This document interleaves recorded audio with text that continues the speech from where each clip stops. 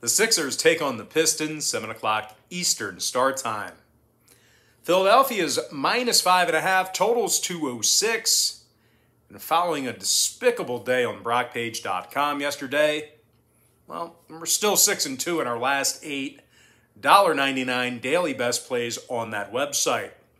And if you want to access today's $1.99 daily best play, it's only going to cost you just $1.99. We're also hitting at 62% in our last 13 NBA tier package picks on that very same webpage. We currently have over 740 members who are signed up and active on that site. And if you want to see which one of these free YouTube picks on this channel that I'm actually betting on personally, there's only one way to do that, and that's to sign up for a membership on my website at BrockPage.com. The Sixers are on a 4-game winning streak, 3-0 against the spread in their last 3. Philadelphia is leading the NBA in offensive field goal percentage. Joel Embiid's averaging over 20.5 points a game, 8 boards, 4 assists for the process.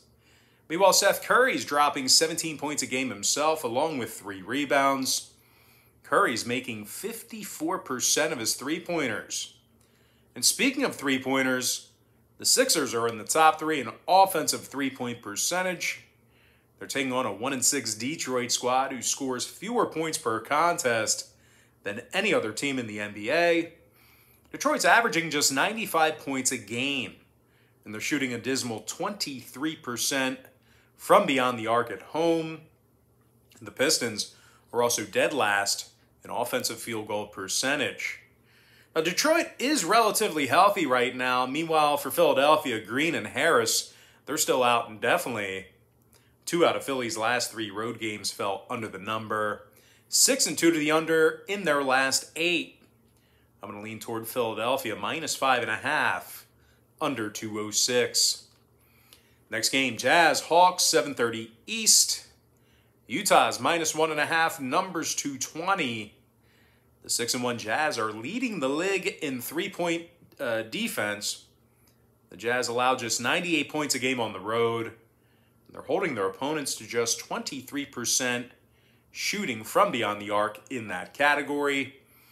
Rudy Gobert, he's averaging a couple of blocks a game, 13 defensive rebounds for the big man. Now, Gobert is also scoring over 15.5 points a night and gets over 17.5 total rebounds a game as well. And speaking of scoring, Donovan Mitchell is averaging nearly 25 points a game himself, along with 4 boards, 4 assists. Utah's in the top 5 in scoring, top 3 in offensive rebounding. They're taking on an Atlanta team who lost 3 out of their last 4. Now, the Hawks also went just 1-4 against the spread in their last 5. The Hawks allow more second-quarter points at home than any other team in basketball. Atlanta's also in the bottom 10 in fourth-quarter points allowed at home as well. Now, injury-wise, Atlanta's relatively healthy right now. Meanwhile, for Utah, O'Neal and Butler are questionable. The Jazz, they're 4-0 to the under on the road, 71% to the under for the whole year. Give me Utah -1.5, under 220. Next game, Celtics, Heat, 7:30 East. Miami's -6, numbers 214.5. Miami's on a 5-game winning streak, 5-0 against the spread in those victories. Miami's the best rebounding team in the association right now, first in both offensive and defensive rebounding. The Heat's also leading the NBA in points per game. Jimmy Butler scoring 25 points a night, 6 rebounds, 5 assists for Jimmy Buckets. Butler's also averaging just about 3 steals a game defensively. Meanwhile, Bam Adebayo scoring 20 points a night himself, along with 13 rebounds. The Heat scoring over 119 points a game at the FTX Arena. They're taking on a Boston team who's in the second of a back-to-back here tonight. Boston lost 3 out of their last 4, and they're currently the worst defensive rebounding team in basketball right now. And speaking of defense, or lack thereof, the Celtics are in the bottom 3 in points allowed per contest. Now, injury-wise for Miami, Strus is out, Opala is questionable.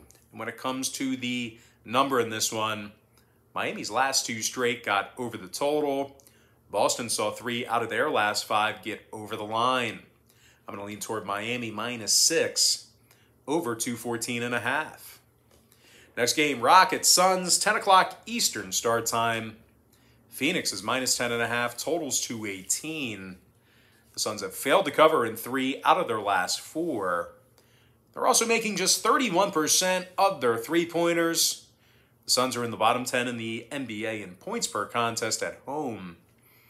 They're taking on a Houston club who successfully covered the number in 4 out of their last 6. The Rockets are also 3-1 against the spread on the road. Christian Wood scoring over 20 points a game. Dozen rebounds, couple assists for the center. Meanwhile, Eric Gordon's averaging 14 points a game, along with 56% shooting from beyond the arc. And speaking of three-pointers, defensively, Houston's in the top 10 in guarding the 3-ball. Now, injury-wise, Tice is questionable, House is out. Meanwhile, for Phoenix, Payne and Ayton are questionable. Sarge is still out.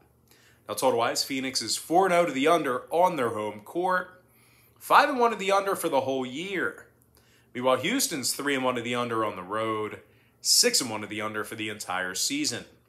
I'm going to lean toward Houston plus 10.5 in the under 218.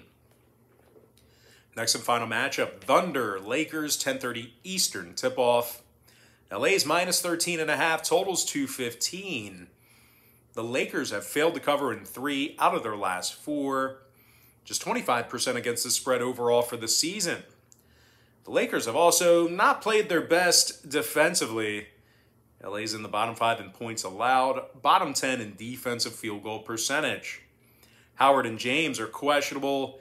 Ellington and Howard are also questionable to play. Did I say Howard and James already?